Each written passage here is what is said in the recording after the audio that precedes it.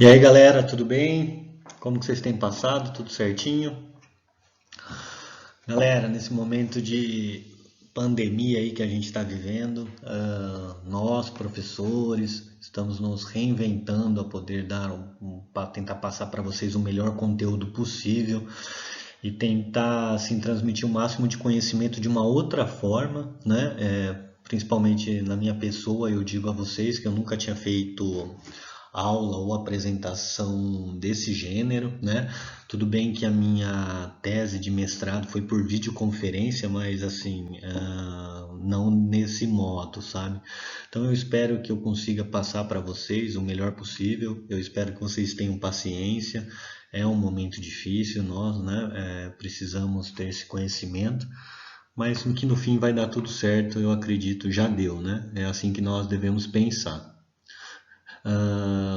Tá, eu tô passando agora, eu vou passar para vocês agora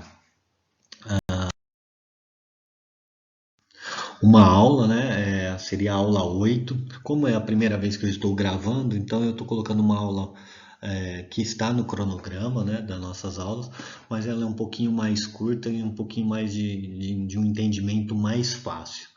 Tá? E o que eu quero dizer para vocês é assim, para vocês nunca não se esquecerem, né, da frase que eu gosto sempre de estar enfatizando aí que vocês podem, vocês conseguem, vocês chegam lá, tá?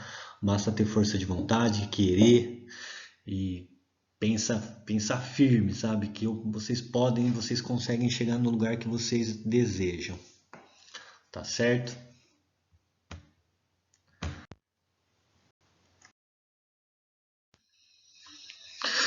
Bem, galera, a aula 8 nossa, né? Eu acho que é de tamanha importância em programa de reprodução, principalmente bovinos e equinos, tá? Mas vamos voltar um pouquinho para os equinos, tá? Quem quer mexer com centrais de reprodução, quem quer trabalhar como residente numa central de reprodução, ou até mesmo quem quer trabalhar num aras residente que principalmente mexa com reprodução, mas não só com reprodução, mas cavalos atletas, cavalos de treinamento, de leilão, potro, desmama, né? Receptoras, precisa estar muito bem certo que tem que ter um programa preventivo, né? Porque muitas doenças vão aparecer, doenças em potros, e dependendo da aglomeração desses animais, isso vai passando de um animal para outro, né? Através do contato direto, através de coxos, através de cabresto, através de sela, manta. E isso pode ser um grande prejuízo socioeconômico, né, principalmente para os seus animais e para a sua produção. Né? Ou seja, vamos pensar aí numa central de reprodução que tira 400, 500 embriões na estação de monta e ter uma perda por garrotilho, ter uma perda por febre, por diarreia, né, por alguma doença infecto-contagiosa grave, né? E não só em centrais de reprodução, mas hospitais veterinários, principalmente também. Tá? Então, vamos se atentar muito bem a essa aula, porque não adianta nada a gente trabalhar com tirar 30, 40, 200, 300 embriões numa estação de monta, mas na hora que você vai entregar esse seu trabalho feito, essa sua receptora ou até mesmo a sua doadora gestante para o proprietário vir buscar, essa égua acaba abortando 15 dias antes por gripe, febre, garrotilho, né, potro adoece, potro morre, rodococos, enfim, uma gama de doenças aí que podem prejudicar a sua produção, podem prejudicar a sua central de reprodução, pode vir a ter perda embrionária precoce ou até mesmo gestacional com idade avançada. O que eu queria lembrar para vocês, gente, é uma coisa assim muito importante. Qualquer animal que adentre a sua central ou o seu aras, a sua fazenda, né, é de notificação obrigatória o quê? Você tem um guia, né, que é o GTA, o Guia de Transporte Animal. Nesse guia de transporte animal, o que que acontece? Precisam dois exames assim serem feitos, que é o exame de anemia e o exame de morbo, né? São dois exames aí importantíssimos para serem feitos para você conseguir emitir esse GTA, além do atestado de sanidade e além da carteirinha de vacinação. Então, galera, imaginem, vamos pensar assim, se você um animal desceu do caminhão e entrou na sua central de reprodução sem esses exames. Vamos supor, vocês aceitam esse animal, tá? A hora que esse animal vai embora, você faz o exame dele, já pensou se dá positivo? Como são exames de notificação obrigatória tal, pelo Ministério, a sua propriedade muitas vezes não, ela vai ficar interditada, tá?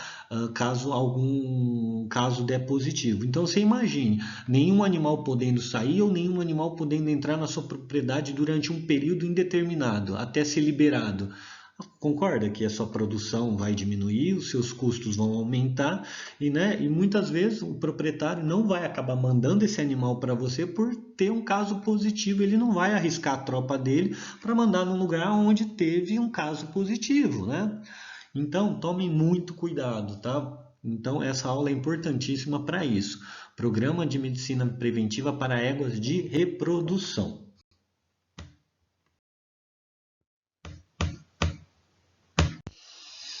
Olá, galera! Introduzir novos animais em um grupo ou criação pode resultar na disseminação de uma ampla variedade de agentes infecciosos como vírus, parasitas e bactérias. Pensando nisso, vocês imaginem que eu tenho uma tropa de animais ali, um lote de éguas, né?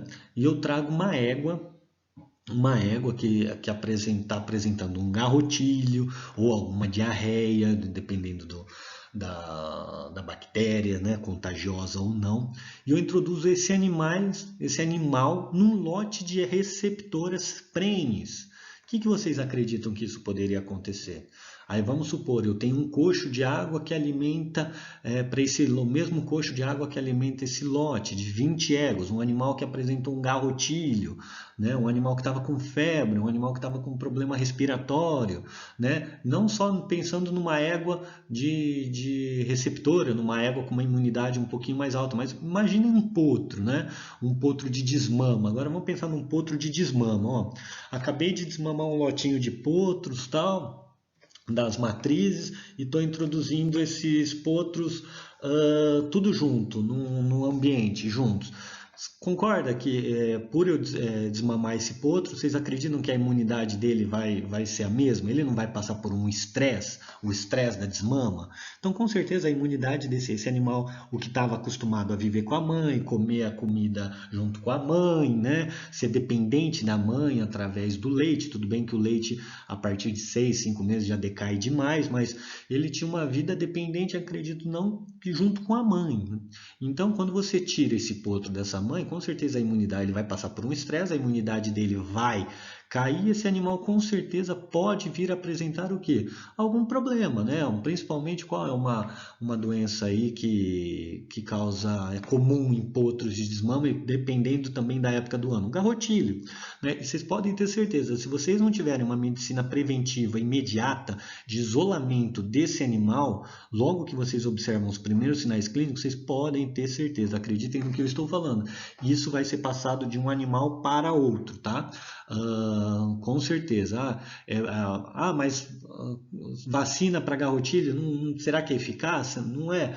Assim, eu aconselharia a vacinar sim, porque assim, a princípio, o que nós sabemos é o animal que não é vacinado, os sinais clínicos e até a intensidade da doença, ela prolonga um pouquinho mais. Então, eu acredito que animais que são vacinados corretamente, os sintomas são mais leves, né? E o tratamento mais tranquilo.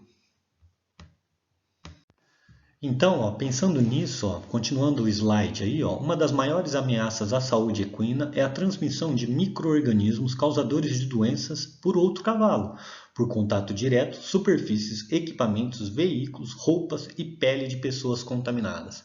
Então, tomem muito cuidado, tá bom? Deu para entender o slide? Seguinte, vocês têm que pensar o seguinte: o momento que eu estou mexendo com centrais de reprodução, vocês podem ter certeza. Claro que o cuidado de animais tem que ser igual a todos os indivíduos, não tem seleção. Porém, né, vocês têm que ver que vocês estão mexendo com animais, né, de alto valor zootécnico e genético. Né? Outra coisa que eu queria falar é que vocês têm que se adequar muito bem. Para pensar, o seu patrão ou chefe, né, te contratou e você toma conta de um aras, um grande aras aí de reprodução. Ele está trazendo éguas dos Estados Unidos, né, para poder fazer parte do plantel dele aí, vocês mexerem com a reprodução desses animais. Para pensar, um animal que vive num outro país, vocês acham que é a pergunta que eu quero que vocês tenham, coloquem na cabeça de vocês. Vocês acham que os desafios que esse animal passa no outro país é o mesmo que ele vai passar aqui?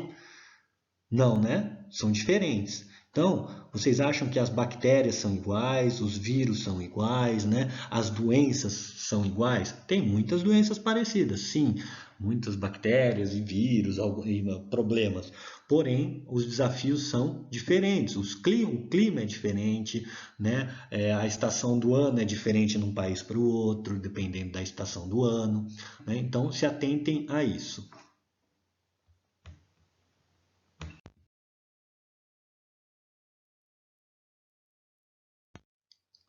Bem, o que é biossegurança? Biossegurança são práticas de manejo que limitam a exposição de doenças. Essas práticas podem restringir a disseminação de doenças causadas por micro-organismos de uma localidade para outra ou de um animal para outro. Como que podemos controlar isso, galera? Isolamento ou quarentena, né? Vamos dar um exemplo aí. Um animal que chegou dos Estados Unidos, né? Ele já está passando por quarentena lá, fazendo todos os exames possíveis, né? Ele chega aqui, ele passa por uma outra quarentena dentro de um aeroporto para ele chegar na sua propriedade, aonde nós, médicos veterinários, devemos fazer esse isolamento na propriedade também, né? Por quê? Que nem eu comentei no slide anterior a vocês, os desafios são diferentes, né? Vamos pensar, aqui o animal, uma doença aí do carrapato, a babesiose, que os cavalos pegam com muita frequência. Um animal, dependendo que ele venha de um certo país, ele não tem contato com carrapato. Então, a primeira coisa, a hora que ele chegar, se você soltar ele no bando da tropa, né, com éguas já imunes, com imunidade boa, você soltar esse animal num piquete onde tem uma infestação de carrapato alto, vocês podem ter certeza, tá? Esse animal vai pegar babesiose e pode vir até a óbito. Então, tomem cuidado, isolem esse animal, deixem ele numa cocheira, vão rodando hematócrito, aferindo a temperatura, vendo os parâmetros essenciais vitais aí desse animal, para ver se está tudo certinho e irem introduzindo ele devagarzinho nesse novo ambiente. Não solte de uma vez, porque senão ele vai pegar, vai contrair possivelmente alguma doença que pode afetar esse animal. Tomem cuidado, tá? Um outro exemplo que eu gosto de falar para os estagiários aqui da Central. Galera, a primeira coisa que vocês têm que fazer a hora que acordou, se o funcionário já tratou o animal, olha cocheira por cocheira para ver se aquele animal comeu, para ver se aquele animal bebeu água, para ver se a água daquele animal está limpa, se aquele animal tem sal, né? Se ele não está com algum sinal de dor, né? É a primeira prática do seu dia, né? Não adianta, eu quero mexer com reprodução, eu só vou palpar ego, palpar. Não, galera, o diferencial de um médico veterinário frente ao bando de médicos veterinários que estão se formando é isso, né? Ter a percepção. Lembra daquela primeira aula que eu comento com vocês? Percepção, intuição, dedicação, estudo, né? Isso faz o diferencial frente ao médico veterinário. Então, se atente a isso de manhã, observar o animal, como que a sua égua tá, como que o garanhão tá, se tá tudo certo, se ele comeu, pergunte para o funcionário que trata, como que está as fezes desse animal, se está com uma consistência normal, se esse animal observou, se ele urinou. Gente, isso é importantíssimo. Você ter esse conhecimento no seu aras, tá? Um outro exemplo que eu gosto de dar, vamos pensar num hospital veterinário aí, né? Esse animal tá com uma diarreia aí, uma diarreia. Você vai começar a limpar a cocheira desse animal? Tá, você pode começar limpando a cocheira desse animal, mas o material utilizado para a limpeza dessa cocheira tem que ficar exclusivamente para essa cocheira. Você não pode começar por essa cocheira para depois passar para outra, né? Principalmente de um animal que está num ambiente contaminado ali, né? Principalmente pela diarreia, né? A gente não sabe que tipo de bactéria que está causando aquela diarreia, né? Já pensou? Você introduz esse problema para as outras cocheiras? É um problema grave e vai passar de um animal para outro. Então, vamos pensar no utensílio aí de limpeza da cocheira. Deixa esse utensílio somente para aquela cocheira. Ou se você não tem utensílios suficientes, comece pelas outras cocheiras e termine com essa cocheira contaminada. E depois desinfete todo o material. Eu digo isso também, além desses equipamentos de limpeza, né? Forca, carriola, pá, né? Mas vamos pensar também em cabresto, galera. Cabresto, né? Você coloca cabresto, tira de um animal, põe no outro, tira de um, põe no outro, raspadeira, mesma coisa, manta. Então, tentem se atentar a essas boas práticas de manejo, tá? Para não introduzir contaminantes de uma cocheira para outra ou de um animal para o outro, tá? E o que vocês têm que fazer? Observou um animal doente? Isola, isola. Ah, vamos supor, desmamei um lote de potros, das éguas que estão gestantes, já estão gestantes e elas estão com potro ao pé, mas eu já coloquei embrião nessas éguas e estava na época de desmama desse lote de potros. O potro que adoecer, tente isolar ele, correto? Ou numa baia, ou num outro piquetinho, né? Para quê? Para não passar de um animal para o outro. Então, o isolamento, né, é a medida preventiva de início. Nós estamos vendo aí com esse problema do coronavírus, né? O que é a primeira prática a ser feita? Isolamento, né? Então, ó, vocês estão atentos a isso, nós estamos isolados nesse exato momento, então o que deve ser feito? Isolar, tá bom? No mínimo 30 dias, ou seja, vamos pensar aí, até os sinais clínicos desse animal estiverem livres, esse animal estiver saudável.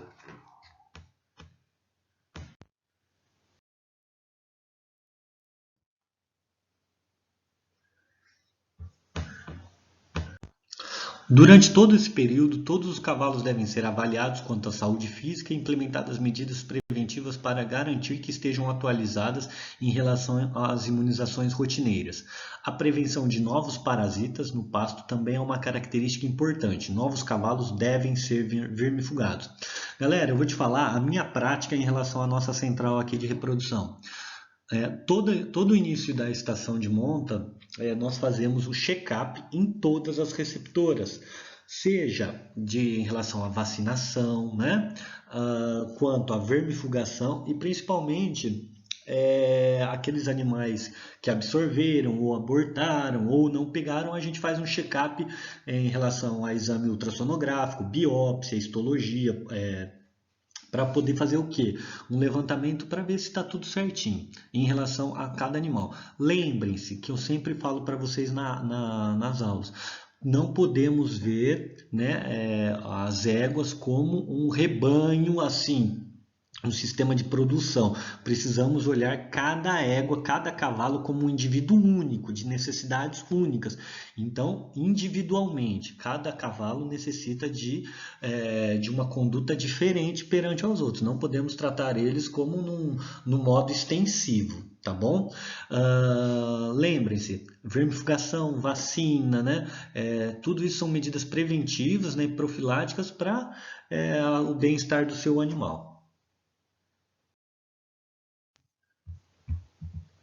Como eu falei na introdução para vocês, olha lá, ó, exames negativos para mormo e anemia infecciosa equina. São qualquer animal que chegar na sua propriedade através do transporte de caminhão, ou seja, enfim, se for montado, tem que ter esses dois exames atualizados. Tá? Carteirinha de vacinação, um atestado de sanidade, carimbado por um médico veterinário, né? A carteirinha de vacinação também, ou seja, atesto para os devidos fins que o animal X não apresenta qualquer sinal clínico de doença infecto-contagiosa de no mínimo 30 dias, né? Esse é um atestado de sanidade. Carteirinha de vacinação com o selinho das vacinações e o carimbo do médico veterinário com a data atualizado, né? E o exame de anemia e de mormo também atualizados. Durante o período de quarentena, qualquer equino residente no pasto que apresentem fezes amolecidas ou diarreia devem ser avaliados por cultura de fezes, ou seja, salmonela, né? Uma bactéria infecto-contagiosa de grau alto, né? Então tomem cuidado, tá bom? Tomem muito cuidado. Equinos com suspeita de infecções das vias aéreas superiores, como gripe, rinite ou garrotilho, devem ser submetidos à quarentena. Eu gosto muito desse termo, gente, isolamento, quarentena, tá? Ah, mas eu vou atrapalhar essa égua na estação de monta. Galera, vocês têm que pensar que a saúde do animal vem em primeiro lugar, tá certo? O proprietário está pagando muito caro a estadia, o alojamento, né? Comprou cobertura, está pagando seu serviço como transferência de embrião, inseminação, ou seja, o valor que você se definir com o proprietário. Então, mas o que eu falo sempre aos meus alunos e aos estagiários, a égua pode vir a não tirar nenhum embrião, pode sair de lá da sua casa vazia, você não conseguiu tirar embrião. Porém, esse animal tem que sair mais bonito do que ele chegou. O grama alterado, febre, depressão, inapetência, entre outras suspeitas, devem ser colocados em quarentena, como falado anteriormente. As baias de quarentena devem ser as últimas limpas a cada dia e a cama deve ser descartada separadamente. Cabrestos, cordas, bridões, equipamentos médicos, entre outros equipamentos que tiveram contato com os animais, devem ser higienizados ou esterilizados. Galera, lembra que eu falei para vocês que a reprodução puxa clínica, cirúrgica, né, todas outras tantas áreas da medicina veterinária. Então, não pense que você só vai mexer com reprodução. Não. Você precisa ter conhecimentos variados nas mais variadas áreas da medicina veterinária. Entre elas, clínica e cirúrgica. Tá bom? Microbiologia, né, virologia, parasitologia, para vocês verem o quanto que vocês, residentes em uma central de reprodução, tanto de área que vocês acabam abrangendo aí. Então, na sua central ou no áreas que você reside, né, tem um hematócrito, né? Eu senti que aquele animal não comeu, tá deitado, já roda um hematócrito para ver como que tá, né? Muitas causas de babésia aí você consegue diagnosticar rapidamente através de uma aferição de temperatura, em intervalos intercalados aí, e rodando um hematócrito, né? Você já pode entrar como um tratamento profilático para a babésia muitas vezes, né? Por mais que você não identifique a babésia num exame de sangue, no hemograma, né? Mas às vezes é subclínica, então você já entra profilaticamente aí com tratamento. Né? Então, só revisando aí, lembrarem, né? Se você está suspeitando de uma doença grave, algum infecto contagioso, e o animal está isolado numa baia, deixem para limpar a baia desse animal por último, ou se não, deixem só o equipamento daquela baia para aquela baia.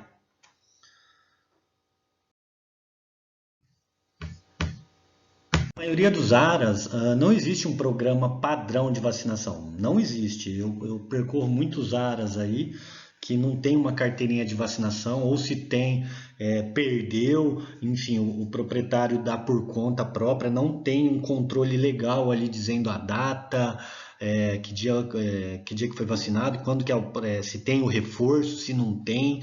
Então, cabe a nós, médicos veterinários, residentes ou não, implementar isso no áreas que estamos trabalhando, né? Para quê? Para a gente ter êxito no programa de reprodução, e não só no êxito no programa de reprodução, na campanha daquele cavalo atleta, na longevidade daquela égua, né? Que por mais que ela não está num programa de TE, de transferência de embrião ou reprodução, mas que a gente mantenha um programa correto de vacinação, né? De vermifugação também. Tá? A vacinação é um auxílio, ou seja, para prevenir doenças infecciosas. Os programas de vacinação obterão êxito com práticas administrativas apropriadas. A escolha de um plano preventivo deve ser ajustado de acordo com as necessidades e os objetivos do ARAS ou do seu proprietário, assim como o tipo, o uso e idade dos equinos e a quantidade. Ou seja, gente, vacinação é caro. É caro. E muitas vezes a hora que você faz um levantamento da tropa do Aras para ser vacinado, a hora que você mostra ao proprietário, muitas vezes a conta é grande, então ele prefere assim não fazer a opção de vacinação por causa que fica caro. Então cabe a você fazer um programa, né, verificar a necessidade de cada animal, né, e tentar mostrar ao proprietário a melhor conduta a ser feita, né? O ideal é que faça a imunização da tropa toda.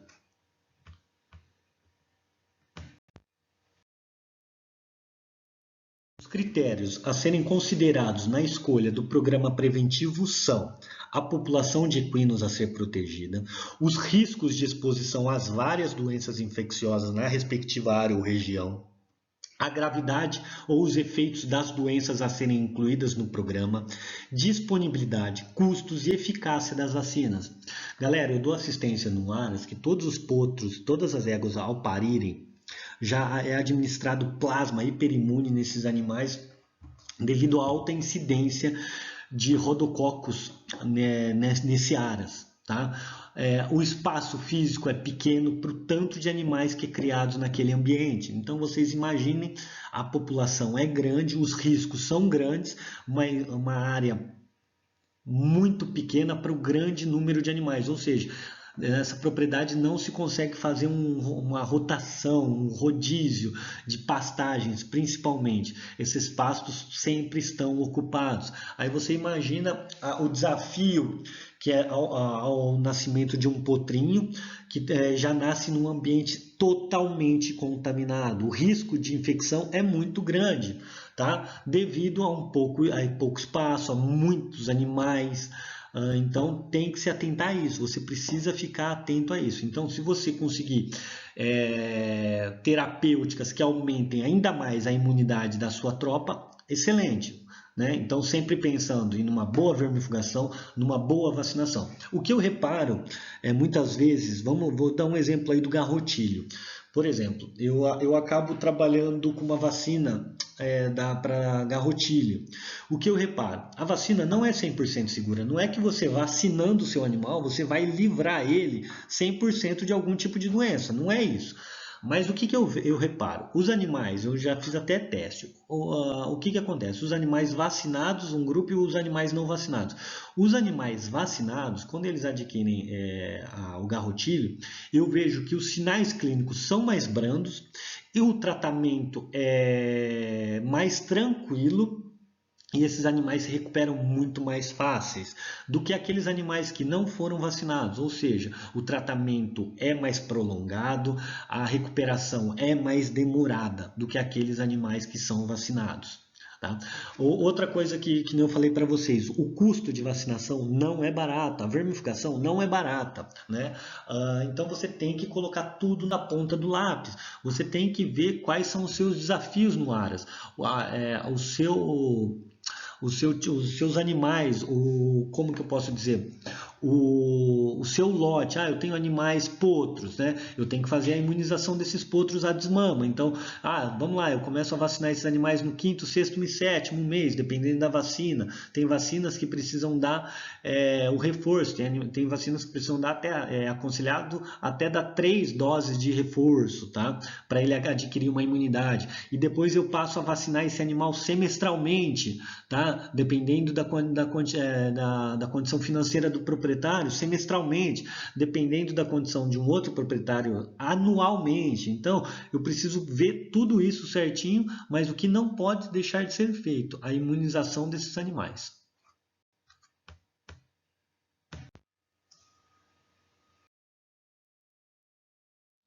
Vamos falar aí da primeira doença, né? A influenza equina, tá?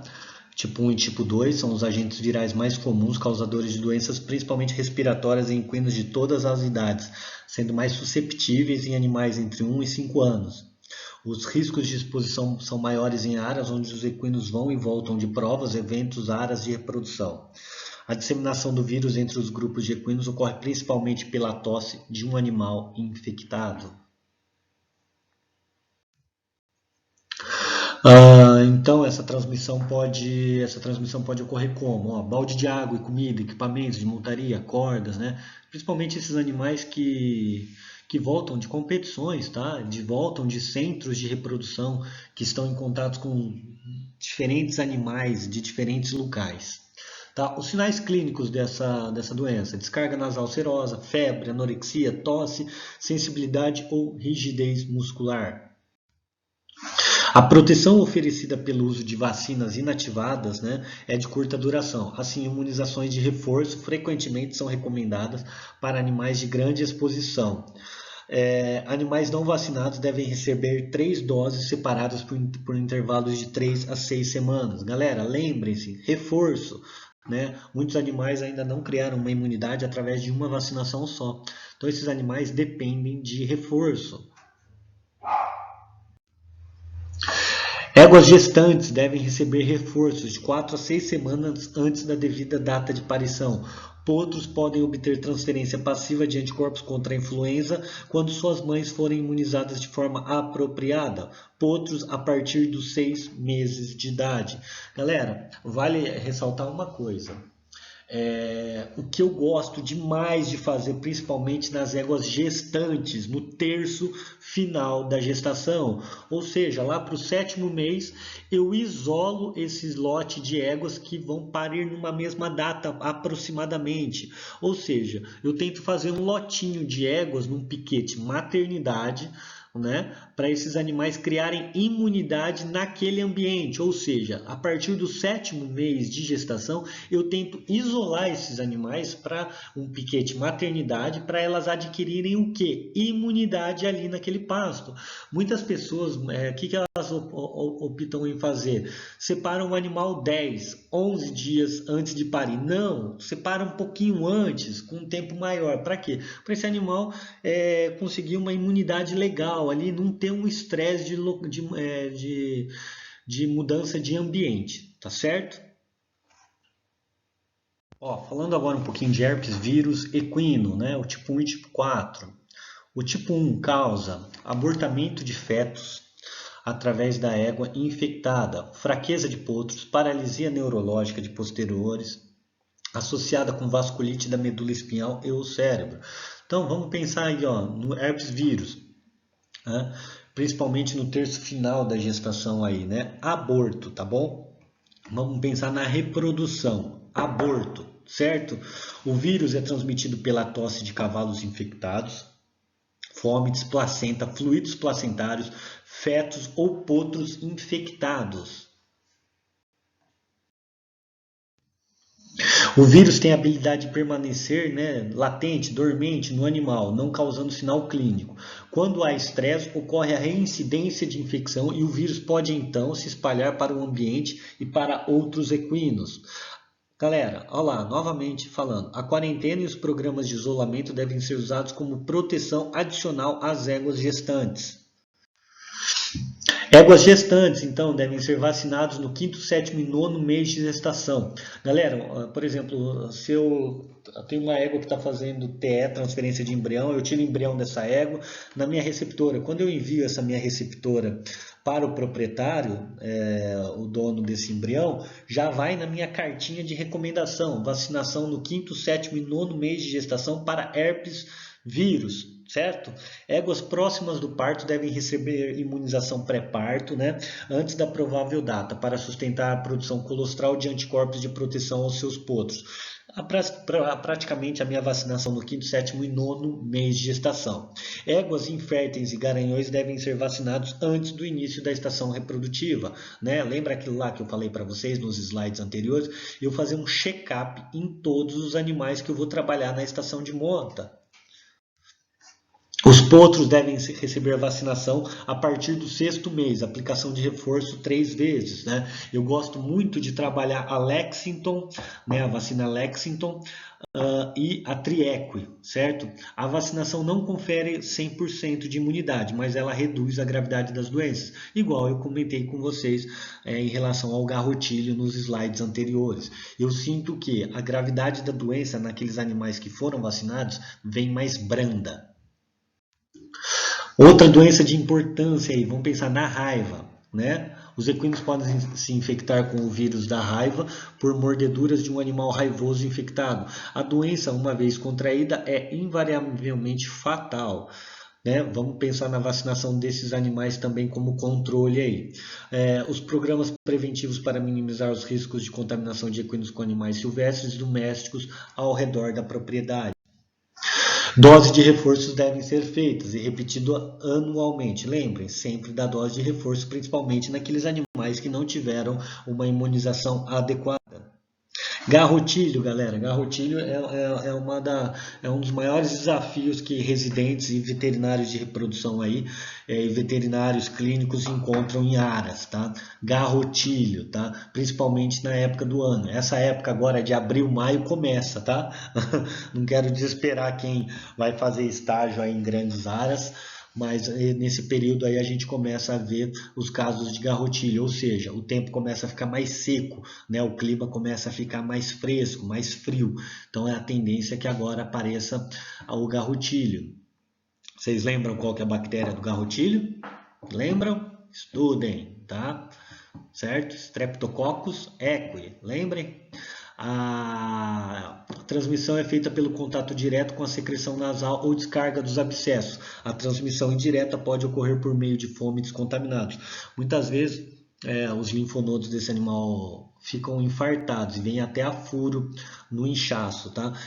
Galera, a melhor prevenção, claro, muitos desses animais que estão debilitados, vocês vão ter até acabar entrando com antibiótico. Um antibiótico de escolha aí, a penicilina, o Agrovet Plus aí, resolve bem, tá? Mas é o isolamento. Correto? Vamos tentar isolar esses animais que principalmente através da descarga nasal, né, em coxos de água ou coxos de comida que ali muitos potros acabam comendo junto, então passando de um animal para outro.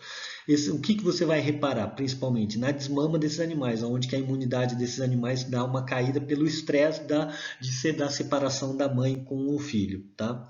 Olha lá, ó, Streptococcus equi pode sobreviver no ambiente por mais de 3 meses, quando protegido da luz solar direta. Dessicamento ou desinfetantes. Aí pela foto, ó, a gente consegue ver aí a descarga mucopurulenta aí desse animal, né? Então os equinos apresentam o que? Febre alta, anorexia, né? Descarga nasal, serosa mucopurulenta, pode desenvolver abscessos de linfonodos internos sob a mandíbula. Eu gosto muito, não lembro da marca da vacina, é uma vacina muito barata, tá? E é uma vacina que a gente estava utilizando muito aqui nos animais e como eu falei para vocês, não garante 100% de imunização, mas os animais que foram vacinados eu vejo que os sinais clínicos são mais brandos. Tétano, galera, tétano. Tá? Quem já viu um animal com tétano aí é feio, né? É uma doença feia de se ver. Gente, é uma vacina muito barata, tá? Muito barata. Então, eu aconselho a vocês, é uma vacina que tem que estar no manejo preventivo aí de vocês, de qualquer aras. Todos os animais devem receber vacinação para tétano. É uma vacina muito barata para não deixar de fazer. Tá? O tétano costuma ser fatal, né? O Clostridium tetani, apesar de não ser considerado contagioso ou infeccioso, sua inclusão no programa preventivo de cuidado sanitário para todos os equinos é essencial. Aí, ó, pela foto dá pra gente ver, ó, alguns sinais clínicos aí, a postura do cavalo e principalmente, ó, protrusão da terceira pálpebra. Rotavírus, né? Vamos pensar em diarreia em potros aí, é um problema comum. A infecção pelo rotavírus pode contribuir com mais de 50% das diarreias em algumas áreas. Muita gente confunde essa diarreia, tá, com aquela diarreia do cio do potro, tá? Cuidado, gente. fisiologicamente, com 7 dias a 9 dias, ou até um pouquinho menos, os potros têm a tendência a ter uma leve diarreia, tá? Por quê? Muito leite coincide com a febre do leite que a gente fala, mas tomem cuidado, vocês precisam saber discernir, diferenciar uma diarreia que está causando, né, perda de apetite, febre, daquela doença, daquela diarreia fisiológica. Tomem cuidado. Galera, o que é de tamanha importância também, que muitas pessoas não fazem, é um controle parasitológico, né? Vermífugos, e sempre tentar o quê? Modificar o princípio ativo desses vermífugos, né? Dependendo da estação do ano, o que você faz? Modifica o princípio ativo para não criar o quê? Né, uma resistência desses vermes, né? Você pode ter casos aí graves de compactação por vermes, né? Vermes longos, né, que a gente fala. Então tomem cuidado. Então qualquer animal que entre na sua propriedade, faça um vermífugo. Ou seja, galera, cavalo de cliente, mas coloque na estadia desses animais, né, o que foi gasto. Né, o tipo de vacina, o tipo de vermífugo, ou seja, você cobra isso no final na sua estadia do seu animal. Né? Então, mudanças rotineiras de fármacos, né? O que a gente vem estudando muito na farmacologia aí é a mudança de princípios ativos de vermífugos aí, porque cada vez mais esses vermes acabam criando resistência aos vermífugos utilizados, né? Ou seja, vermifugação é um programa preventivo de cuidado sanitário aí da tropa toda. Existe uma necessidade de combater os parasitas equinos no ambiente. Ou seja, galera, vamos pensar assim: se você está numa área muito pequena, um contingente, com uma quantidade muito grande de animais, eu acredito que aí é muito difícil, né? Você fazer uma rotação de piquete, né? Você deixar aquele pasto vedado, né? E não introduzir animais recentemente naquele pasto. Porém, se você tem uma ampla área aí, você consegue fazer um rodízio, uma rotação de piquetes. Então vai fazendo rodízio de piquetes, né? E galera, se atente a isso, não tentem introduzir éguas gestantes, que estão já gestantes novamente, com potros ao pé, num ambiente altamente contaminado, tá? O risco de adoecer esses animais e ter aborto é maior, tá? Então, se você não tiver uma área que consiga fazer um rodízio legal, tente introduzir os animais mais com imunidade um pouquinho maior, ou seja, cavalos machos, animais adultos, né, não gestantes naquele ambiente. Certo?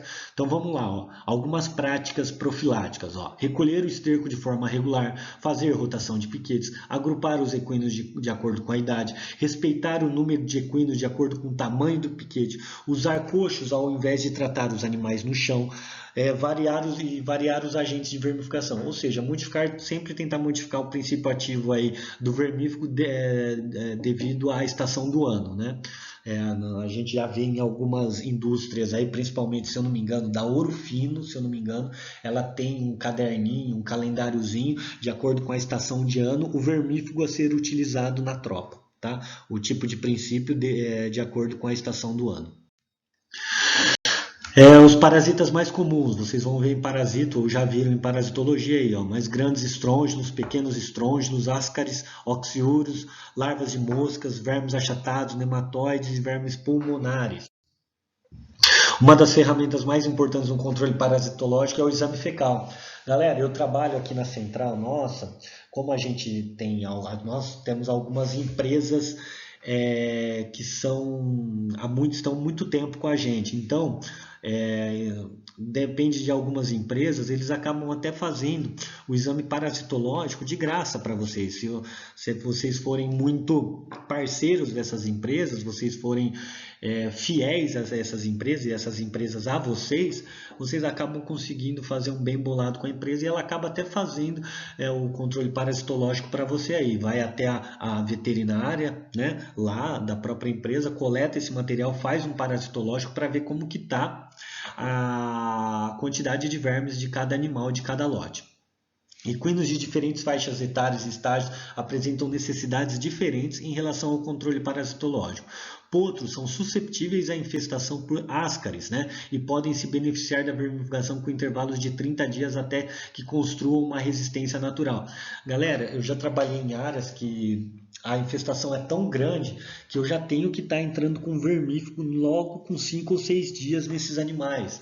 Eu tinha uma perda muito a óbito de animais que morriam, logo potros que morriam, e a hora que eu levei na necrópsia, na área de patologia aqui da Unesp, era a autoinfestação do quê? De vermes.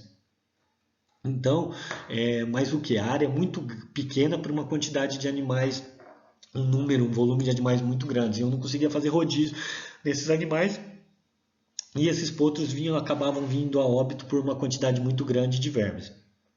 Então, a minha medida preventiva foi o quê? Já tentar entrar com vermífugos nesses potros, nesses recém-nascidos.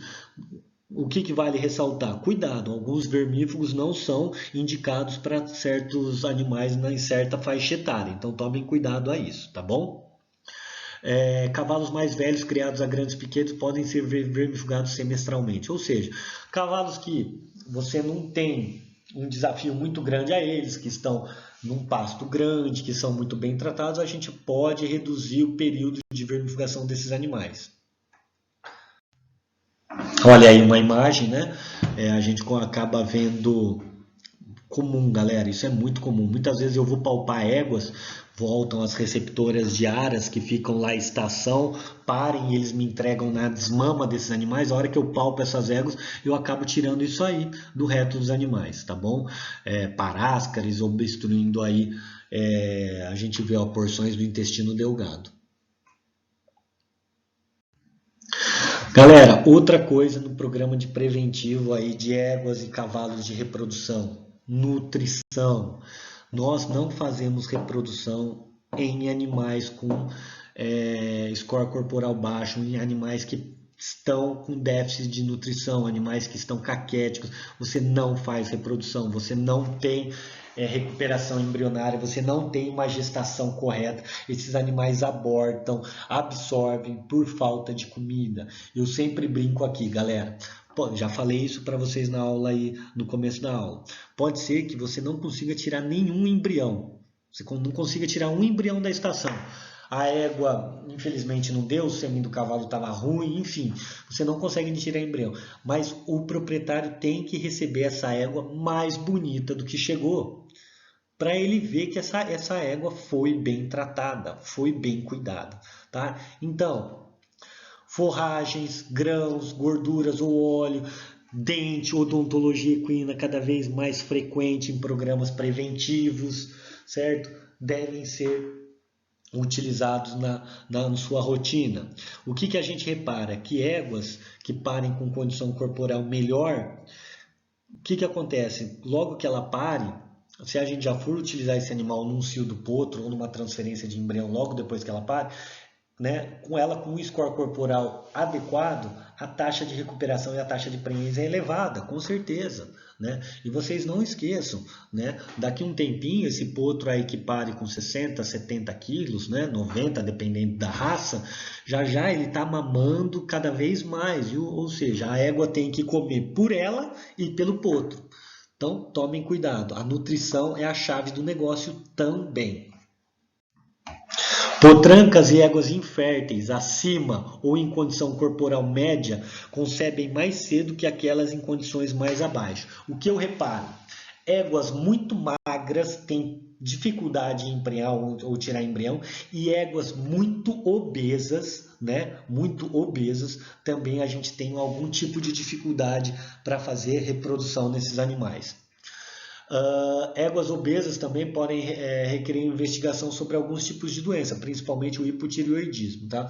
O que eu reparo também, éguas muito obesas ao parirem, alguma deformidade flexural de membros no potro acaba ocorrendo, tá?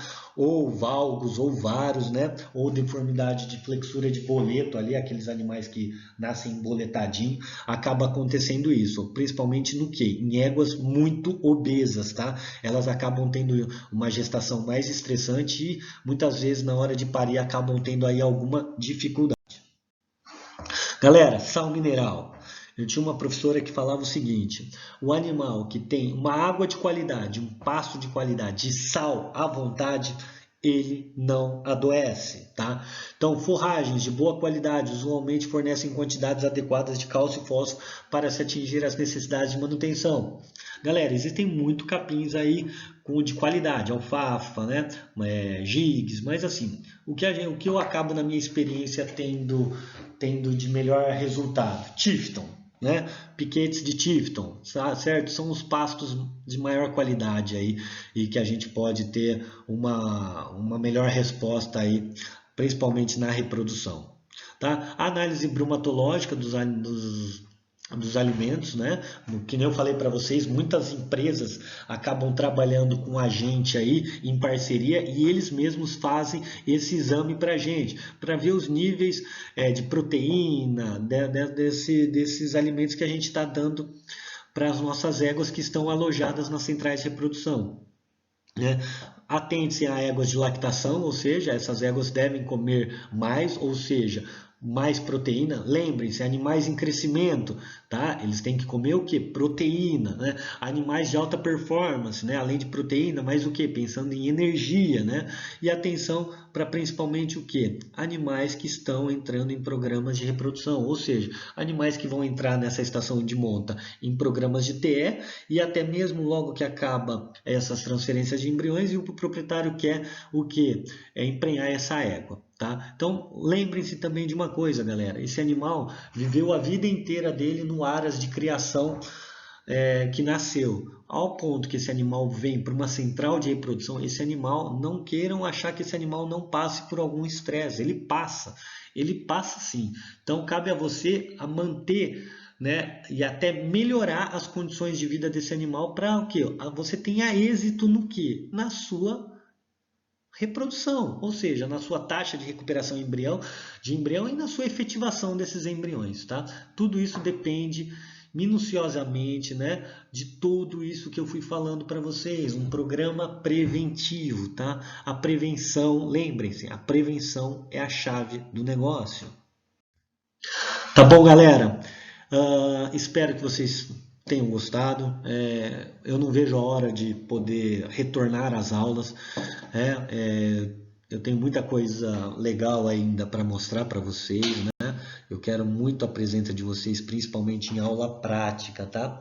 Mas aí vamos ter paciência, vamos ter calma, que tudo vai dar certo. Já deu, na verdade, tá? Eu desejo vocês uma ótima aula. Qualquer coisa, se vocês precisarem me ligar, meu telefone é 18 98138 3656. Esse é o do Zap, tá? Eu tenho o da Vivo também, se vocês precisarem entrar em contato comigo com alguma dúvida, 99604 1557. Tá bom?